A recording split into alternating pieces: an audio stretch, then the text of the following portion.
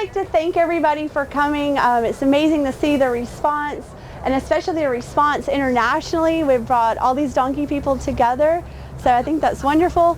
Also, just a quick recognition here, the Dean of our College of Agriculture Sciences, Dr. Helene Dillard, and Assistant Dean Christine Smith. They're both here. They came over to see the donkey, so to get the deans out, let's give them a round of applause for coming out. So it's always great to have administrative attendance when you're doing something like this. So anyway, so I just quickly going to talk about my experience riding donkeys and looking at saddle fit, which I think is applicable to people that have mammoth donkeys or bigger donkeys they want to ride.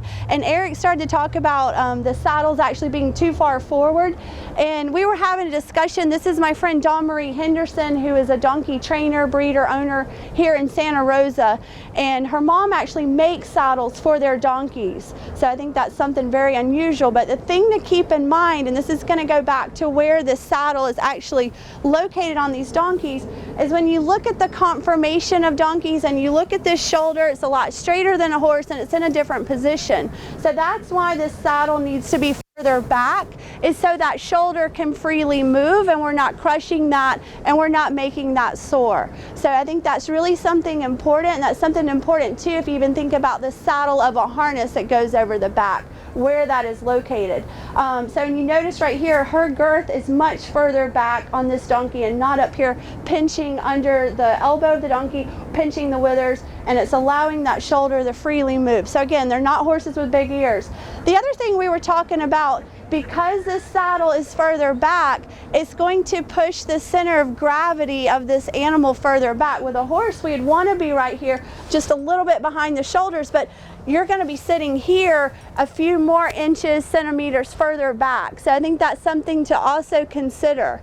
When we're talking about how much weight a donkey can carry, you know, this is pretty much dead weight up here. So I think that also comes into play, how much weight an animal can carry. Is it dead weight? Is it moving weight? Is it shifting? And then how that's balanced. So as a rider, it's really important that they sit squarely on that donkey so you're not inhibiting the movement of the animal and you don't make them sore. So this is a really neat saddle that Dawn Marie actually won. This is a world champion donkey from 2016. He was reserve world champion this past year.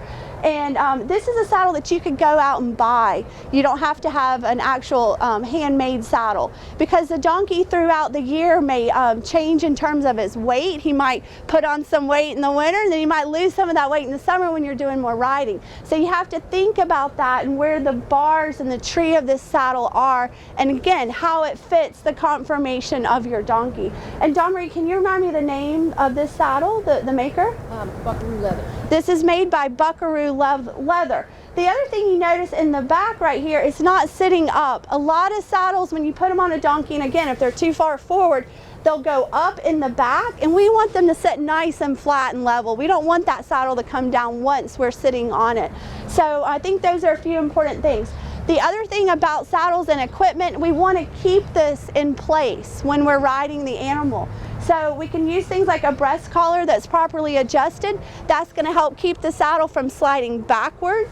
Dawn Marie uses 2 cinches here. So she's got a front cinch, a front girth, and then she's got a back girth. And that will also help secure the cantle in the back part of this saddle and keep it more level.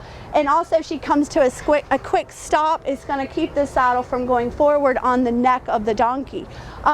Talking about girth, she's using a neoprene, which is a soft girth. My experience sometimes with the mules, more than the donkeys, this will rub the mules if they haven't been ridden a lot, so there's a little bit of an acclimation, kind of like getting calluses on your hands, so that's something to watch. One thing I really prefer are natural fibers, and this is a mohair girth that we use on our jack here at the University Protege. You also notice how tiny it is. So I think that's another thing that's really important when you're looking at the hard girth of a donkey and their depth of capacity right here.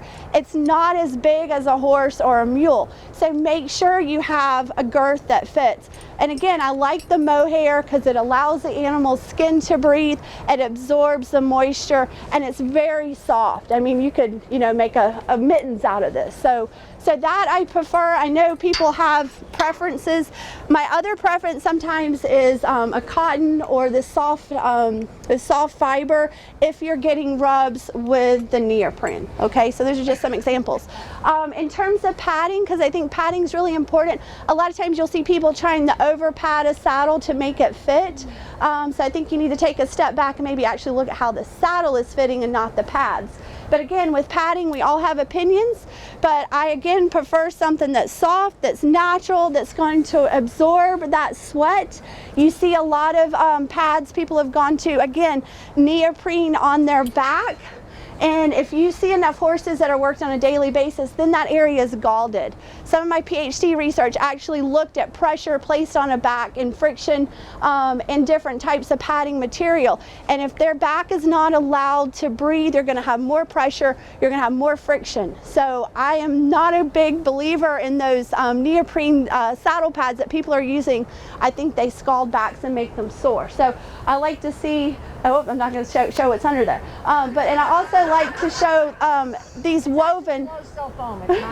Okay, and these woven pads are also a nice way that the animal can breathe and absorb, and also it decreases the friction. Again, we all have opinions on what you should and shouldn't use. The other thing that can help in terms of the equipment on the saddle are two different things. I'm going to point out the breeching first. So this is just like what you see on the harness. Again, this needs to be properly adjusted, but this is really good for a donkey that you're just starting to train, just starting to ride, because it will help with that saddle placement on a growing animal. So breeching and saddles can go hand in hand.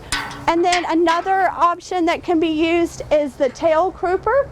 This needs to be adjusted properly, not too tight. If it's adjusted too tight, you might end up on the ground. Your donkey might not approve. But I'll say this is very helpful in really rough country. So if you're riding up in the mountains, this will help with the saddle, especially when you're going downhill, because going back to their conformation, they don't have sharp withers. Some donkeys have more prominent withers than others, but generally a little more rounded, a little more flat. So we want to keep that saddle, remember, off of these shoulders. So a tail crooper can help do that if it's properly adjusted.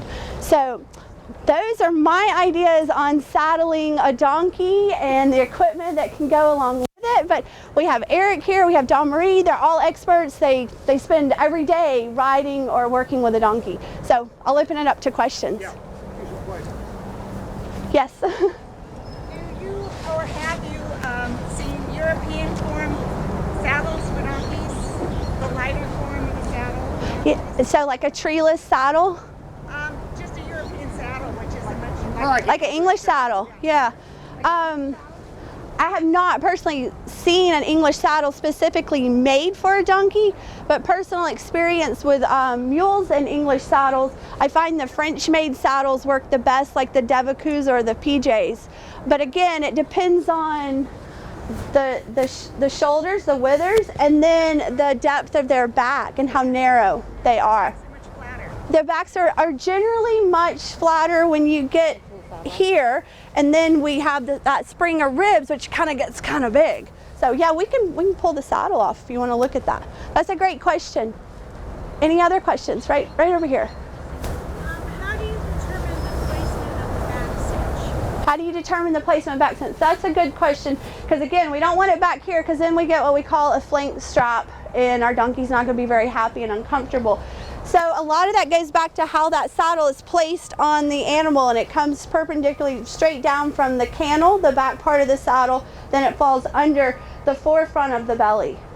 Dawn Marie, do you have any other suggestions on how she can determine the right placement? And a lot of times too, this goes back to how this saddle is made. You will see a back cinch that's further up here, further back, so some of that goes back to how that saddle is made as well. I know one of the things I look at with the rear cinch is if I want that cinch to come, like you said, Here. straight down. Do you want me to pull it off? That's also leaning forward too. So just kind of look at your cinch. If it's coming down like straight down, it's usually lined up pretty well. But some donkeys got a little grass belly. And, I mean, lots of things can change their conformation from day to day. I mean, you may start on the trailhead with a grass belly. By the time you get there, they've lost some water weight and things have changed a little bit, and your rear cinch has moved, so you may have to readjust your rear cinch.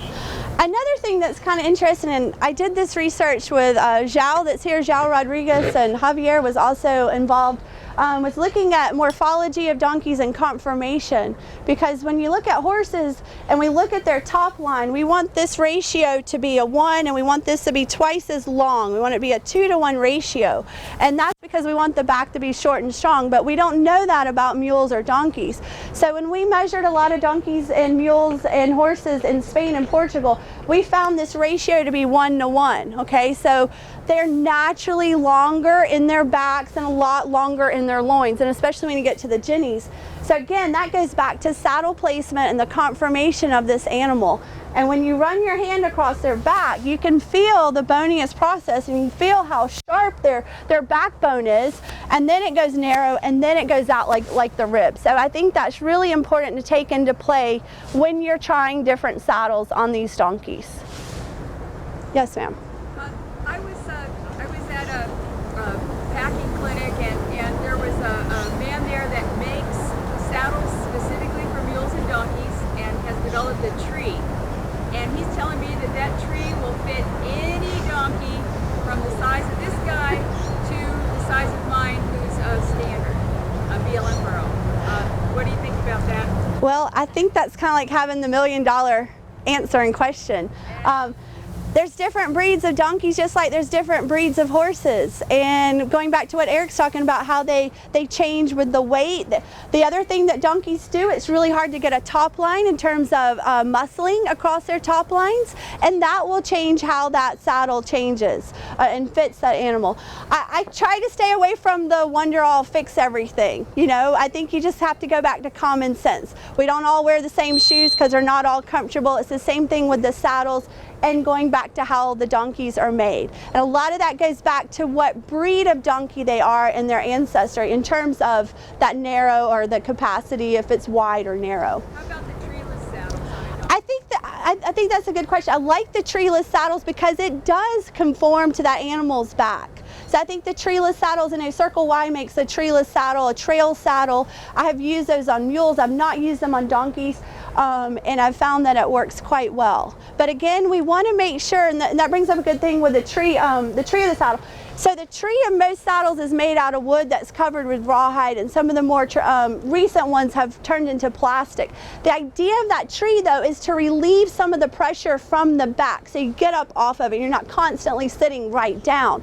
So that is one question I have about the treeless saddles. How does that affect that pressure that's constantly along the spine? Does it still allow, or are you constantly pushing on it with a treeless saddle? So you're talking about I know who you're talking about. Yeah. And I've got one of his saddles, and that's a bit of a sales pitch. If I will sell them, I'd probably say they fit most. I wouldn't sell them. But I do have one of his saddles that fits 6 different donkeys. That's great. So I know, but yeah, if I had to give advice, I'd probably say change your sales pitch a little bit. But you know, just me. I think with my little guy, the treeless is probably the only way. Any other questions? Yes, ma'am. This is kind of almost for Eric, but just in general, we've looked at llama pack saddles, which have like a really heavy 2 bolsters that function to get the weight up off the spine. Has anybody played with those at all? Not that I know of. Like going back to my PhD, there was a lot of great work at that time coming out in equitation science and biomechanics, looking at rider weight how it's can't even think of the word. I've lost my words. Yeah, how it's distributed over the back of a horse. And we wanted to use some of that technology with donkeys in Mali, West Africa, but it's not really realistic to take a $20,000 saddle pad there. But there has been a lot more research in terms of how saddles and even packs fit these animals. And I think it's something that's really important because we spend a lot of time and effort looking at infectious disease, how to shoe animals. But what about all the equipment? How does that really work, and how does that affect their well-being and their performance in a working or even performance environment? So I think it's coming because there's been a lot of great research, especially in Europe, and then coming out of Michigan State, their biomechanics lab there. So we just need to do more with donkeys. Any other questions? No? Thank y'all. Thank you, John Marie.